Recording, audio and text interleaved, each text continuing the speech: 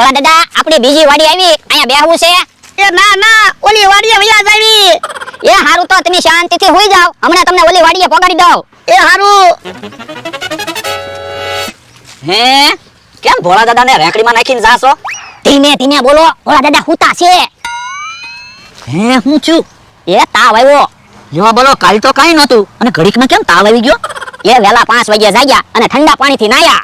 જો બોલો, અત્યારે ઠંડી કેવી પડે, વેલા 5 વાગે ઠંડા પાણીથી થોડું નવાય તો તાવ આવી જ જાય ને. પણ ઠંડા પાણીથી નાયા એમાં તાવ નથી આવ્યો. તો એ નાઈન પછી મને કે મારે લીંબુ પાણી પીવું છે, તો મેં એને લીંબુ પાણી પાયું. તો તાવ આવી જ જાય ને. વેલા 5 વાગે જાગો, ઠંડા પાણીએ નાવ અને પછી લીંબુ પાણી પીવો તો તાવ ન આવે, બીજું થાય હું. પણ લીંબુ પાણી પીધું એમાં કઈ તાવ નથી આવ્યો. તો એ લીંબુ પાણી પીધું પછી તો થોડીક વાર રહીને છાશ ને રોટલો ખાધું.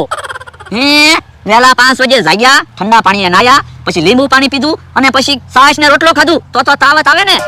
પણ છાશ ને રોટલો ખાધું એમાં કઈ તાવ નથી આવ્યો. તો છાશ ને રોટલો ખાધું પછી તો થોડીક વાર રહીને ગામમાં લગન હતા ત્યાં જમવા ગયા. 5 લાડવા ખાધા, 5 ગુલાબજાંબુ ખાધા.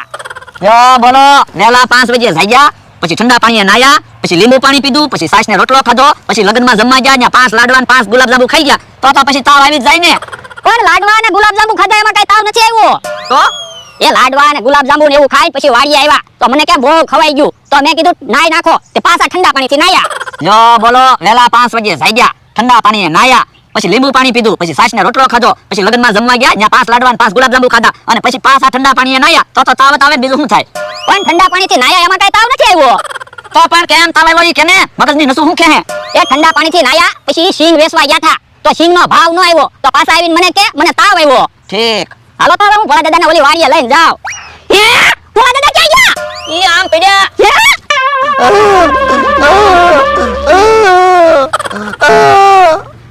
ભોળા દાદા વાગ્યું નથી ને?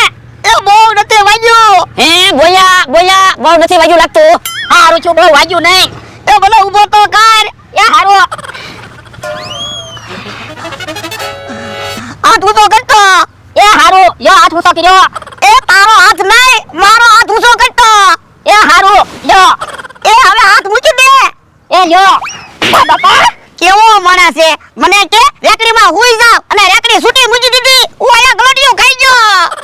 હે આપણે વાતો કરતા હતા ને એ વખતે રાખડી દડીને વેવેલી છે. હા, એ બકુલભાઈ તમારી વાત હાચી. એ હવે વાતો નથી કરવી, આજ ઓલે વાડીએ વયા જાવી. એ તો તમે એક બાજુ ઉભા રહ્યો, અમે રેકડી હરકી કરીને તમને રેકડીમાં બેહાડી દેવી. એ હારું. અમે એક બાજુ આવો, રસ્તો તેવો છે ને, રાખડી ગલોટી ખાઈ જાય ને.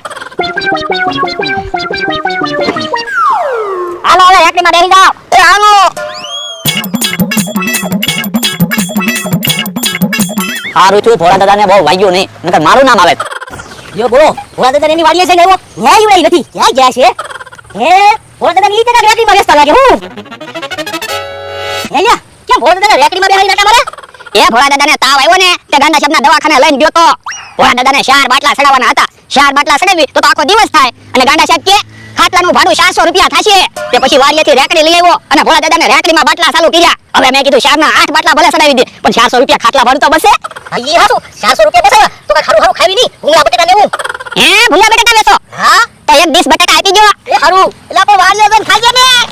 પણ આપણે ક્યારે વાડીએ પહોંચશું અને રસોઈ બનાવશું ને ખાશું કે તો કેટલી વાર લાગશે કે તો તમને પાછા ગાંડા સાહેબના દવાખાને લઈને જવાનો ટાઈમ થઈ જશે. આ ઈ હાસુ. યો 20 બની ગઈ.